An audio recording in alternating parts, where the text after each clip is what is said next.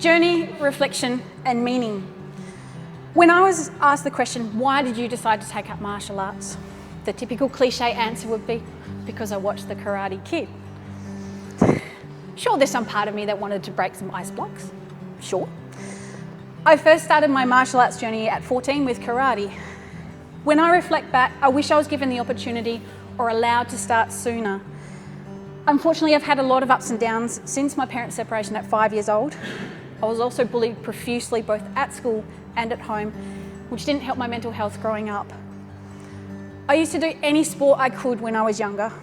I enjoyed it. It was my outlet, and I could have moments of peace.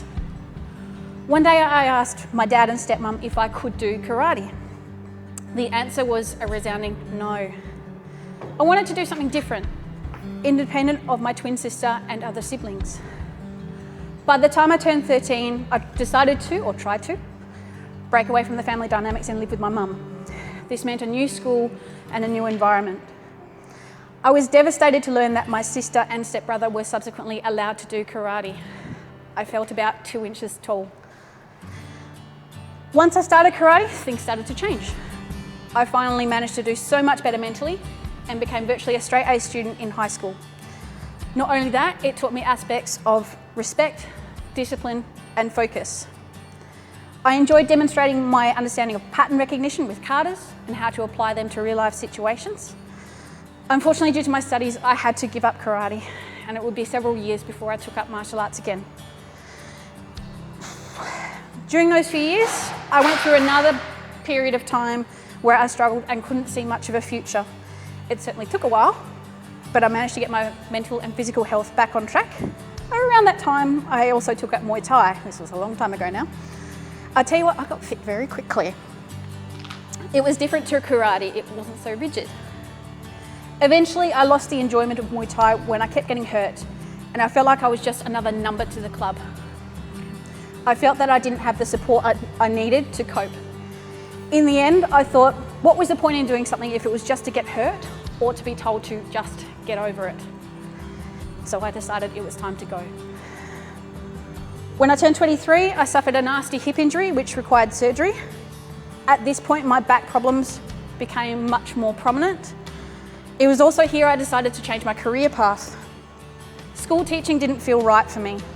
Had I continued, I probably wouldn't be here today.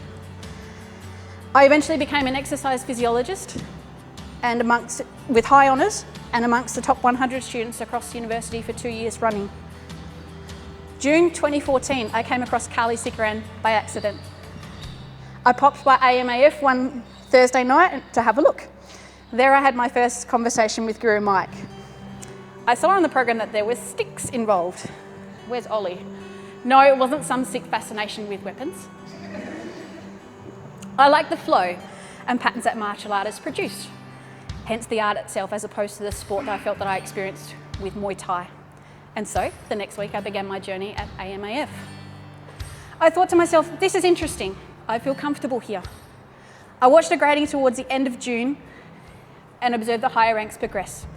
I love watching them move, flow, and wondered how the rattan sticks didn't smash the mirrors after each disarm.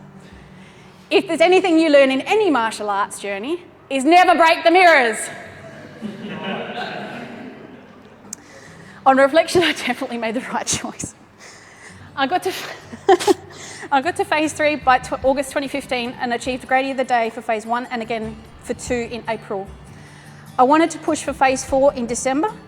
Back then there weren't as many opportunities to grade, so there was a lot of material to cover, so we did grade prep sessions. I thought I was ready, but at the time Guru Mike spoke to me and said, "You're not ready." The same was said again in April 2016. I learned a very important lesson here. It's all well and good to progress to the next level. You may know your stuff, but are you really here? Probably think about that for a moment. That was a powerful conversation Guru Mike and I had. You're here, but you're not here.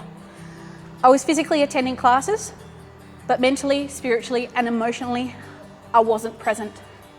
I was elsewhere. Reflecting back on that conversation, after completing phase 4 and 5, again achieving grading of the day, Guru Mike was right. Sure, I probably would have progressed without giving it any thought, but am I really progressing? Shortly after completing phase 5, I needed some time to get my mental health back on track and took a break from Carly. 2020, 2 years later, and the arrival of COVID. The time felt right to return. Fast forward, last year the death of my grandmother hit me really hard, but I've managed to push through with the help of some really close friends, Carly family and my mum. So I asked myself the question, what does a black belt mean to me? That's surprisingly a hard question to answer. At first glance, one might think it's just another arrow in my quiver of accomplishments. Recently, I've had some time to reflect back on my my recent attempt at first degree black belt back in December. I've seen enough black belts throughout the years of different martial arts styles to know that no two are the same. Some are good, some are not so good. Some train for years and others push to be the first to be the next rank. What is it really for? Recognition, so people know how good I am.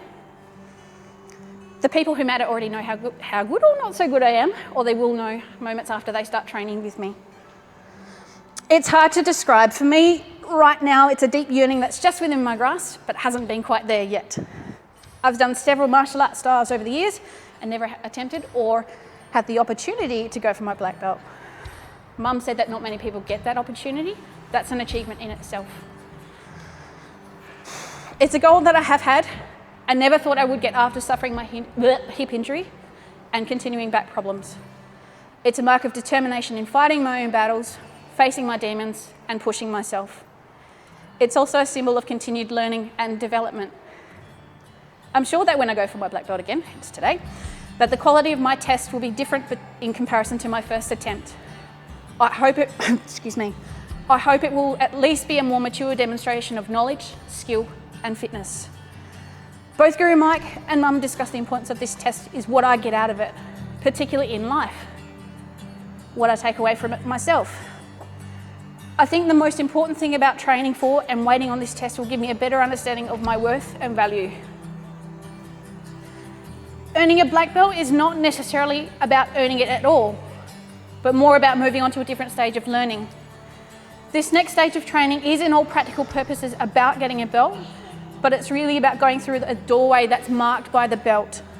It's about finding a part of me that's ready to let go of past paradigms, explore human interaction and my place in the universe. So perhaps a black belt also represents crossing a threshold into a new phase of life. Perhaps the whole point of the preparation time is not only about honing your skills and craft, but also in shifting your mind so that you're able to really begin learning. I think that in the end, this is what it will be for me. Now, I'm worried I'll offend someone if I miss any names, so thank you all for being part of my journey. But there is one person I want to mention, Guru Mike. Thank you for your guidance, your patience, your knowledge, and giving me the occasional kick up the arse, figuratively, to keep me back on track, for welcoming me back into the Carly family after my absence, and for believing in me when not many people have in the past. Thank you, everyone.